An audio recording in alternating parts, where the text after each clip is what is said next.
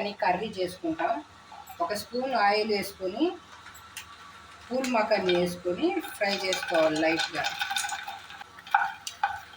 ఇలా 1 నిమిషం పాటు వేయించుకొని ఒక ట్రేలోకి తీసుకోవాలి. అదే బండిలో కొద్దిగా నూనె పోసుకొని, నూనె కాగిన తర్వాత అందులోకి ఉల్లగడ్డలు వేసి కొద్దిగా ఫ్రై చేసుకోవాలి.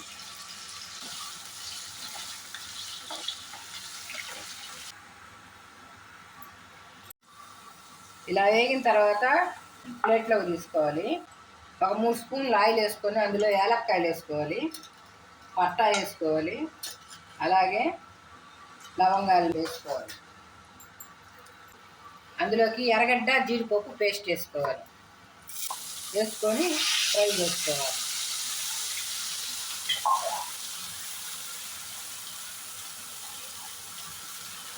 దీనిలోకి కొద్దిగా ఉప్పు వేసుకోవాలి,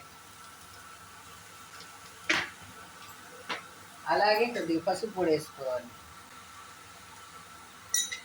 వేసుకొని ఫ్రై చేసుకోవాలి.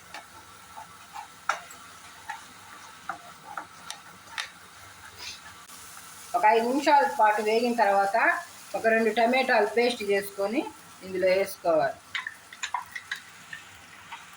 వేసుకొని కాసేపు ఫ్రై చేసుకోవాలి.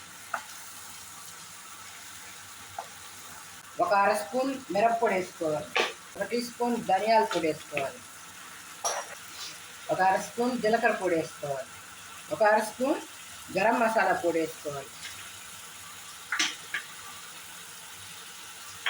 వేసుకొని బాగా ఫ్రై చేసుకోవాలి. దీన్ని నూనె ఇచ్చేంత వరకు బాగా ఫ్రై చేసుకోవాలి.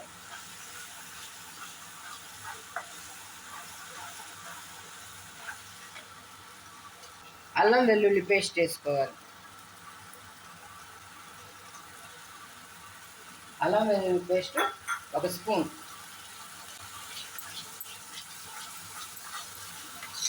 వేసుకొని బాగా ఫ్రై చేయాలి. ఎంత బాగా వాడిస్తే అంత రుచి వస్తుంది. ఇలా ఫ్రై చేసుకున్న తర్వాత అందులోకి జీడిపప్పు, వేయించి పెట్టుకున్న జీడిపప్పు, ఉల్లగడ్డ వేసుకోవాలి.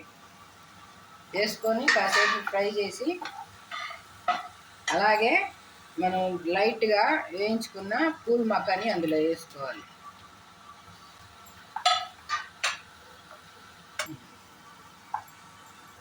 అందులోకి కొద్దిగా నీళ్లు పోసి ఒక 10 నిమిషాల పాటు ఉడికించుకొని దించుకోవాలి.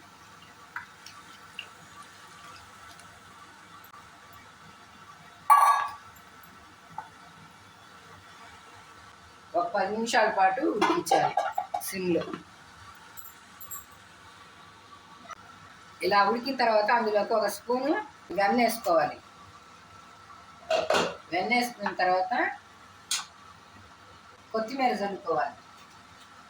కొద్దిగా కసూరి మెంతి వేసుకొని దించేసుకోవాలి.